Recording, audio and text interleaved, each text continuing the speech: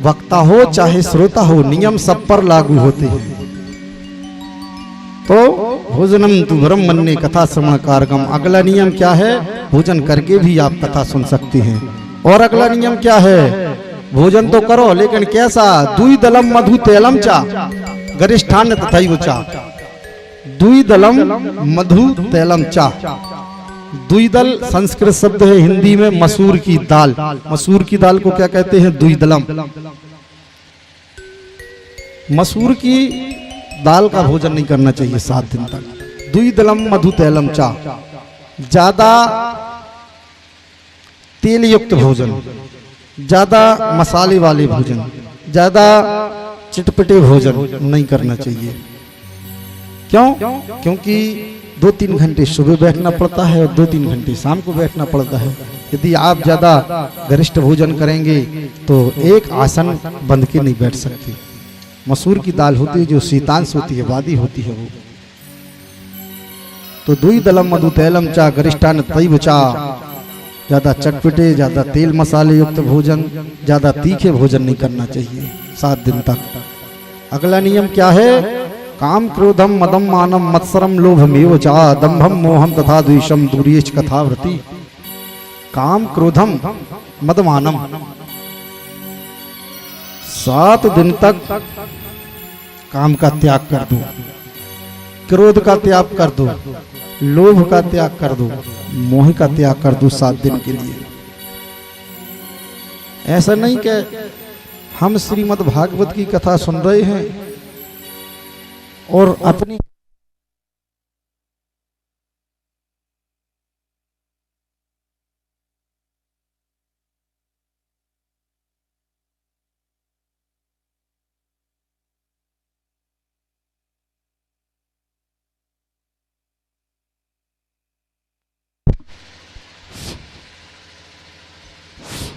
श्री राधे बोली वृंदावन बिहारी लाल की जय। हमारे नायक जी बैठी हैं, ध्यान रखेंगे आप। तो क्या है, उसमें बाधा पहुंचती है यदि ये बंद हो जाए। जिस गति से हम कथा कहते हो आपका मन लगा कथा सुनने में, और यदि साउंड बंद हो जाए तो हल्की सी बाधा पहुंचती है। 7 दिन तक काम क्रोध लोभ और मोह को त्याग दो। क्योंकि यदि हम लोभ को करेंगे, मोह को करेंगे, क्रोध को करेंगे तो कथा सुनने के अधिकारी बिल्कुल भी नहीं है। क्योंकि जिस ईश्वर को प्राप्त करने के लिए हम भागवत की कथा सुन रहे हैं, उसकी कृपा से सब हो रहा है। वो तो आपका व्यापार देखने वाला है। हमारे नायक जी ने तो कह दिया कि 7 दिन तक सब बंद, खरीद फरोख्त कुछ नहीं, सब भगवान की सेवा चलेगी, कुछ नहीं होना, यहाँ सब बंद है। ऐसे भाव से कथा सुनना चाहिए। अच्छे अच्छे करोड़पति नहीं सुन पाते यार। पति जीवन ने कर जाते, कहीं हमारे बब्बा मर गए, उन्होंने कहा जीवन में सुनी नन्या, उनके भागाई में नहीं का सुन ले। और जिसके ऊपर प्रभु की कृपा हो जाए तो एक साधारण मनुष्य भी श्रीमद् भागवत की कथा सुन लेता है। ये होती है प्रभु की कृपा। तो 7 दिन तक काम क्रोध और लोभ मोह को त्याग दो और प्रभु की कथा सुनो। अगला नियम क्या है? सत्य शौचम दया मौन मार्जा विनयम चा। 7 दिन तक झूठ नहीं बोलना चाहिए। सत्य शौचम दया। 7 दिन तक किसी से झूठ मत बोलो। क्यों? झूठ बोलने में क्या फायदा है, क्या अर्थ है? हम ईश्वर का काम कर रहे हैं, मांगलिक कृत्य कर रहे हैं, और 7 दिन तक झूठ ही बोलेंगे तो उसका क्या मतलब निकलेगा, क्या अर्थ होगा, हमें ये बताइए आप। कोई अर्थ नहीं है। और सत्य बोलना ही सब कुछ है। सत्यम परम धीमहि।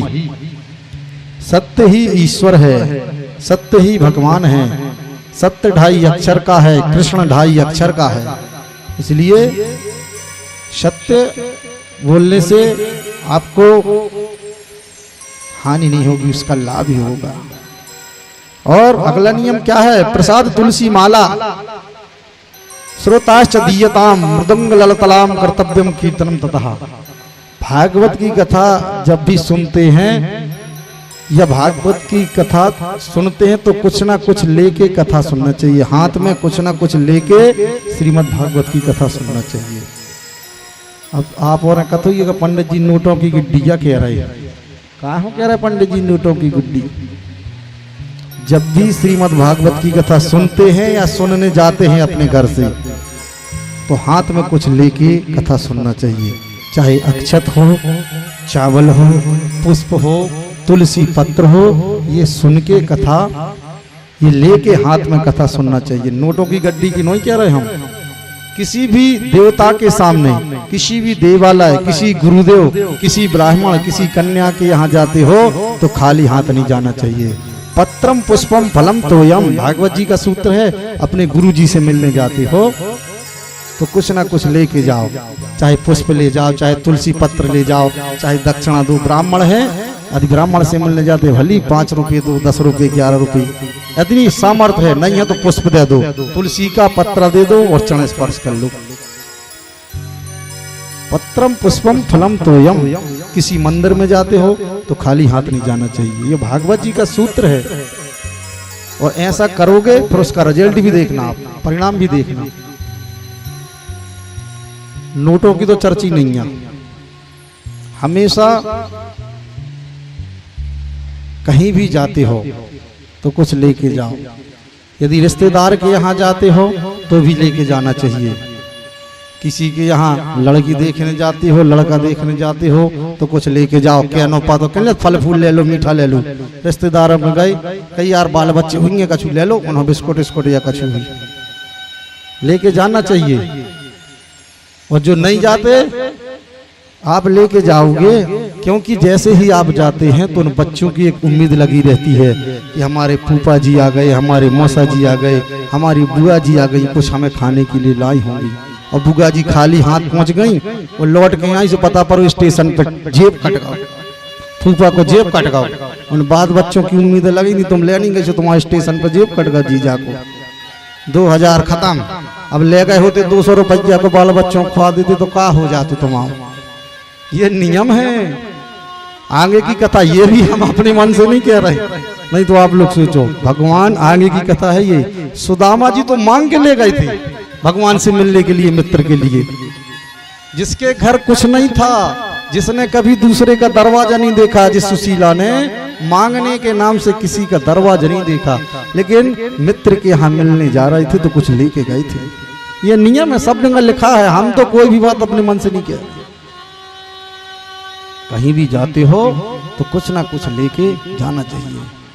भागवत की कथा सुनते हो तो तुलसी पत्र है, अक्षत है, पुष्प है, जो भी फल फूल मिष्ठान है, हमारी श्रद्धा है, जो भी उसके अनुसार हाथ में लेकर के कथा सुनो या भागवत की कथा सुनने को जाना चाहिए। सबको आऊना है ऐसा नहीं है, आना सबको ना कह दो हम कछु नहीं ले जा रहे, पंडित जी देख ले मैं कछु नहीं लाया, ऐसा नहीं है। सबको आना है, सुनना है, हाथ में तुलसी पत्र जरूर लेना। तो ये नियम है। अगला नियम क्या है? अगला नियम है 12 ब्राह्मणान पंचादशे बादशाही। जैसे ही भागवत जी का समापन होता है 12 ब्राह्मणों के भोजन करा दो, आपका यज्ञ सफल हो गया। जो नैया के भागवत की कथा सुनी, अब हम 2000 आदमियों को भंडारो करावे, काय करावे, कहाँ लिखो? हाँ, यदि हमारी सामर्थ्य है तो दोनों हम 5 का कराएंगे, 50,000 का कराएंगे। और नहीं है तो 12 ब्राह्मणों के भोजन करा दो, आपका यज्ञ सफल। कन्या भोजन करा दो, आपका यज्ञ सफल। और यदि ईश्वर ने आपको सक्षम बनाया तो खूब चकाचक घलने दो, सब मालपुआ, रबड़ी, हलवा, जलेबी, ताती जलेबी मुंगत के लड़ुआ। महिलाएं नहीं गान लगती, ताती जलेबी मुंगत के लड़ुआ।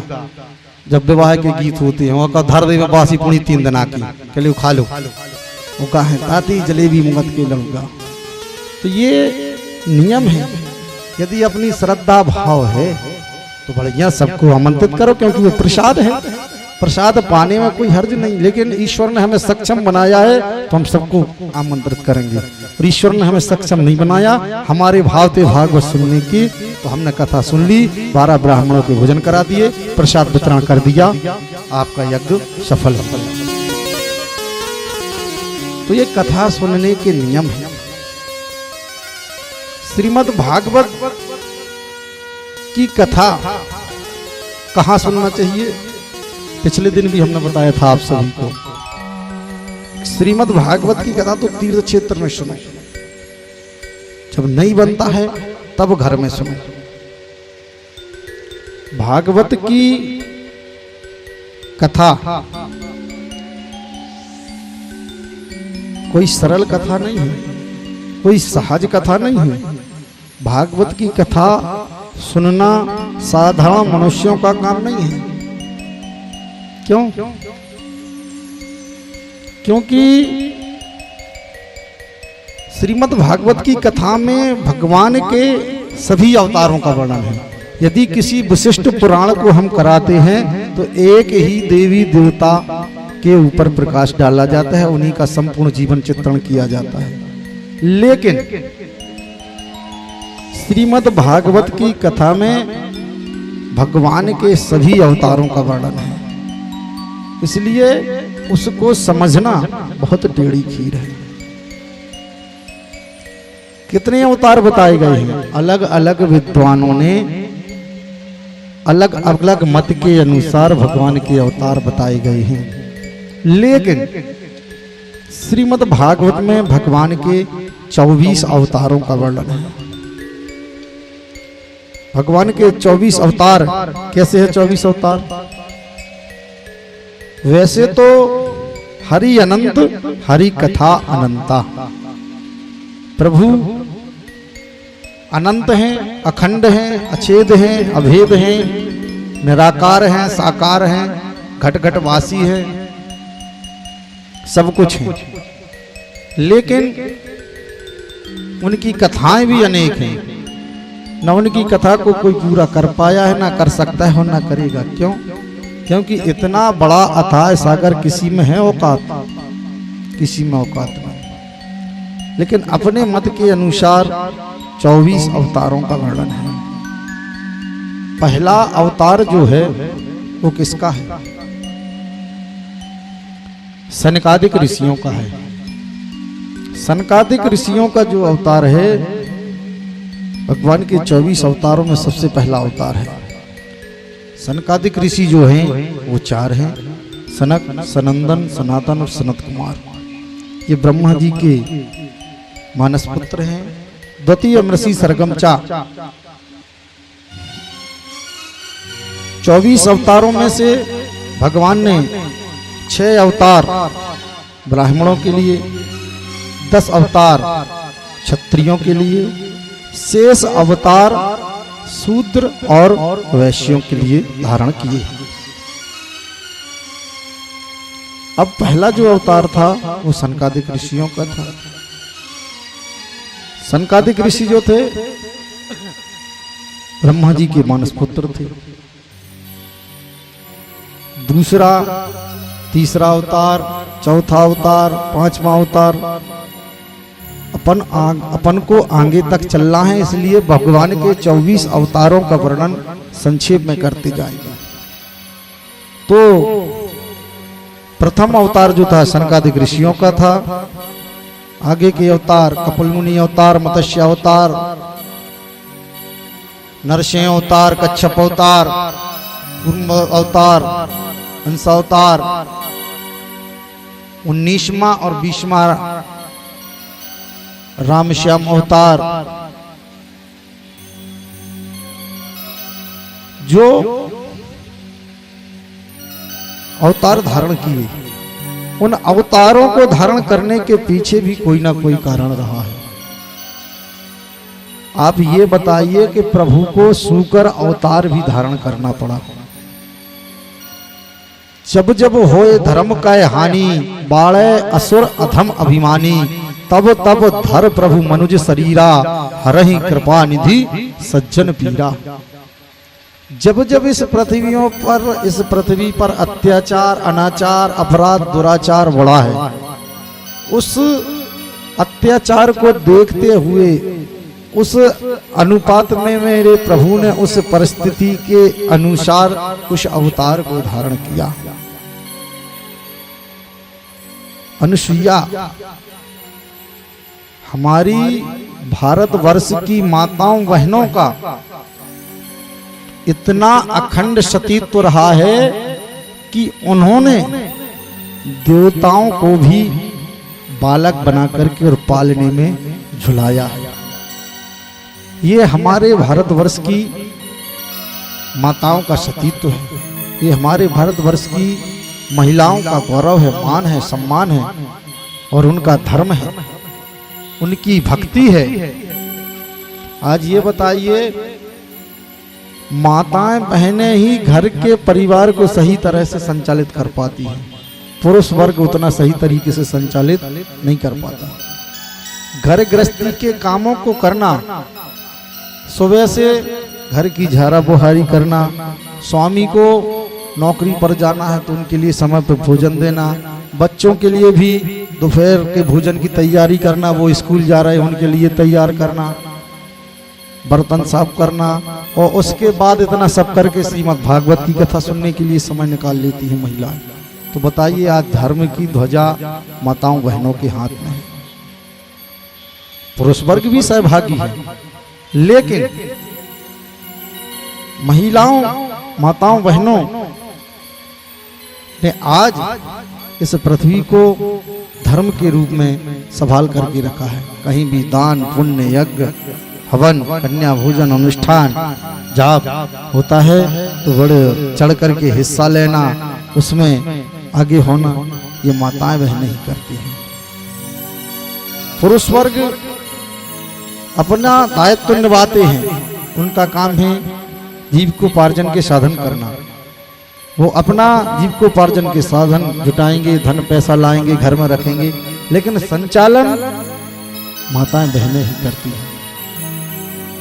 घर में यदि कोई सामग्री रखी है तो बोल देंगी कि शक्कर बढ़ा गई है, लेते आना, शक्कर है नहीं, भली 2 किलो रखी हो, लेकिन कह देंगे कि शक्कर खत्म हो गई है, लेते आना। क्यों? क्योंकि घर में स्टॉक तो बना रहे उस वस्तु का, संचय तो रहे, कहीं ऐसा ना हो कि बिल्कुल है ही नहीं घर में। तो इतना बुद्धि और विवेक से चलना कोई मामूली बात नहीं है। यदि बाल बच्चे अपन को 2 दिन के लिए छोड़ दिए जाएं कि तुम इनको संभाल लो, छोटे छोटे बाल बच्चों हो, तो अपन ने संभाल पाए, लेकिन माताएं बहनें कैसे संभालती होंगी। अपन से कह दी जाए कितना कि हो खिला पकड़ो, यूं नहला दो बालक को, 2 साल के बाल बच्चे हो, अपन क्या तुम हमारे बस को है जो। तो हमें ये बताओ, माता बहनें कैसे संभाल के रखती होंगी, पूरे काम काज करती होंगी। अपन 2 दिन के लिए 2 दिन के लिए नहीं संभाल सकती। वो उस बालक को जब वो जन्म लेता है, जन्म से लेकर के उसके लिए उंगली पकड़ के चलना सिखाना और उसके लिए शिक्षा दीक्षा दिलाना, उसका विवाह करना, और बहू आ जाती है घर में, नाती नतरा हो जाती तो कैसे संचालित करती है माँ। ये भारतवर्ष की माताओं का सतीत्व है, उनका धर्म है और उनकी भक्ति है। राघवेंद्र सरकार का अवतार, लक्ष्मण जी का अवतार, कच्छप अवतार, मंदरांचल पर्वत पर कितने कितने नरसिंह अवतार, सूकर अवतार, बहुत से अवतार धारण किए। कृष्ण बलराम का अवतार, तो ये भगवान के अवतार हैं। समय समय पर मेरे प्रभु ने, मेरे गोविंद ने, मेरे नारायण ने अवतारों को लिया और प्रभु ने दुष्टों का संहार किया और पृथ्वी को आताताइयों से बचाया, दुष्टों से बचाया, दुराचारियों से बचाया, देवताओं को बचाया। क्योंकि जब जब वो संकट पड़ा, देवता प्रभु की शरण में गए। दुख हरो द्वारिका नाथ शरण में तेरी, हे प्रभु हमारे दुख को, हमारी लाज को, हमारी मान मर्यादा आपके हाथ में है, इसलिए आप इसे बचा करके रखना। इस प्रकार भगवान 24वां अवतार, अगला जो अवतार होना है वो होना है कलगी अवतार। कलयुग में जो अगला अवतार होना है वो होना है कलगी अवतार। इस संपूर्ण सृष्टि का जब षष्ठी पर प्रलय आएगा, संपूर्ण सृष्टि जलमग्न हो जाएगी, मनुष्य की आयु 10 वर्ष बचेगी, अंगूठे के बरोबर मनुष्य की ऊंचाई बचेगी, तो ये पृथ्वी जलमग्न होकर के समाप्त हो जाएगी और पुनः नई सृष्टि का सृजन होगा और नई सृष्टि आगे की ओर बढ़ेगी। भगवान कलगी अवतार लेंगे और सृष्टि का सृजन होगा। ये भगवान के अवतारों की कथा थी। आगे जो कथा आती है वो आती है अमर कथा, सुखदेव जी के जन्म की कथा। सुखदेव जी के जन्म की कथा जो है वो कहां से प्रारंभ होती है? व्यास जी के यहाँ शिव जी कैसे पुत्र बन के आते हैं, ये कथा सुनिए आप। वेद व्यास जी के यहाँ शिव जी कैसे पुत्र बन के आते हैं। एक समय की बात है, नारद जी ने देखा कि भूत भावन भोलेनाथ, धन धन भोलेनाथ, तुम्हारी कौड़ी नहीं खजाने में, 3 लोग बस्ती में बसाए, आप बसे वीराने में। एक बार नारद जी ने देखा कि भगवान भोलेनाथ समाधि लगाए हुए हैं कैलाश पर्वत पर, तो श्रीमन नारायण का जाप करते हुए भोलेनाथ की समाधि लगी थी और नारद जी आराम से निकल गए। और नारद जी कहां प्रवेश कर गए? माता पार्वती जी के महलों में। माता पार्वती जी के महलों में प्रवेश कर गए। शिव जी समाधि लगाए हुए थे। शिव जी ने समाधि में देख लिया कि नारद जी निकल गए हैं, कुछ ना कुछ लफड़ा जरूर है। शिव जी ने देखा नारद जी प्रवेश कर गए, माता पार्वती के महलों में पहुंचे और जैसे ही पहुंचे तो पार्वती जी ने कहा, आइए देवर्षि, आइए महर्षि, आइए संत जी। ये हमारे भारतवर्ष की महिलाएं हैं, अपने पति को छोड़कर जब भी किसी दूसरे पर पुरुष से बात करती हैं तो आइए देवर्षि, आइए महात्मा जी, आइए संत जी, आइए विप्र जी, इन शब्दों का संबोधन करती हैं। ये हमारे भारतवर्ष की महिलाएं हैं। तो पार्वती जी ने कहा, आइए देवर्षि, आइए, स्वागत है, बैठिए। देवर्षि जी बैठे, जलपान हुआ। पार्वती जी ने कहा, देवर्षि क्या बात है, आजकल आपने कैलाश पर्वत पर आना जाना बिल्कुल कम कर दिया, बिल्कुल कम कर दिया कैलाश पर्वत पर आना जाना। नारद जी ने कहा, हाँ माता जी, मैंने सभी जगह बंद कर दिया, मैं कहीं नहीं जाता। पार्वती जी ने कहा, क्यों नहीं जाते देवर्षि जी?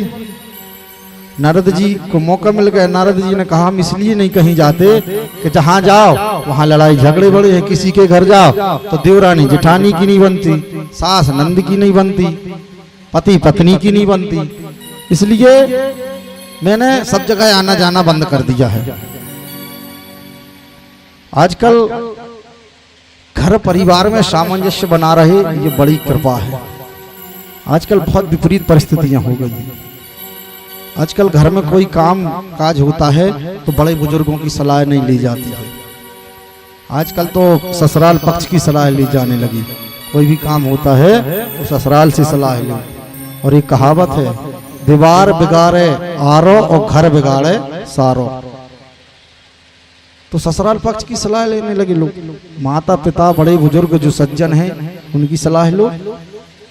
नारद जी ने कहा, हमने तो बिल्कुल बंद कर दिया, हम कहीं नहीं जाते, क्योंकि घर घर की विषमताएं बहुत भयानक होती जा रही हैं। किसी में सामंजस्य नहीं रहा। नंद भौजाई में, पति पत्नी में कहीं कोई सामंजस्य नहीं है, इसलिए हमने आना जाना कम कर दिया। पार्वती जी ने कहा, नारद जी हमारे यहाँ तो आया करो, हमारी और हमारे भोलेनाथ की तो बहुत अच्छी बनती है। नारद जी को मौका मिल गया। नारद जी ने कहा, माता जी आप गलत कह रही, बिल्कुल नहीं बनती आपकी और भोलेनाथ की। पार्वती जी ने कहा कि हमारे स्वामी तो इतने सीधे साधे हैं कि समाधि में जब प्रभु के दर्शन करते हैं तो वो हमें बताते हैं और तो और हमारे भोलेनाथ ने तो अपना गुरु मंत्र तक हमें बता करके रखा, जबकि गुरु मंत्र किसी को नहीं बताना चाहिए। हमारे पति तो इतने भोले वाले हैं कि उन्होंने अपना गुरु मंत्र भी हमें बता दिया। नारद जी ने कहा जब तब तो ये भी बताया होगा कि उनके गले में जो नरमुंडों की माला है वो कहां से आई। पार्वती जी ने कहा ये तो आज तक नहीं बताया। नारद जी ने कहा तो काहे के भोले भाले, वो तो नरा कपटी ठहरे, कपटी। और इतना कह के नारद जी बढ़ दिए, श्रीमन नारायण नारायण का जाप करते हुए निकल गई। पार्वती जी ने सोचा बताओ नारद जी तो सही कह रहे हैं कि ये जो गले में मुंडों की माला है ये कहां से आई, ये तो आज तक नहीं बताया। पार्वती जी को क्रोध आया। पार्वती जी को जैसे ही क्रोध आया तो पार्वती जी ने क्या किया, आभूषणों को उतार दिया, बालों को खोल दिया, काले काले वस्त्रों को धारण कर लिया। काले काले वस्त्रों को धारण कर लिया, बालों को खोल दिया। वस्त्र धारण करने का भी विधान है हमारे यहाँ, अलग अलग दिन अलग अलग वस्त्र धारण करना चाहिए। पार्वती जी ने बहुत क्रोध किया और पार्वती जी कहां पहुंच गई, कोप भवन में। कोप भवन में पहुंच गई। नारद जी निकल गए, भोलेनाथ की समाधि टूटी और भोलेनाथ आए तो क्या देखते हैं कि पार्वती जी कोप भवन में गई। पहले होते थे हमारे यहाँ कोप भवन,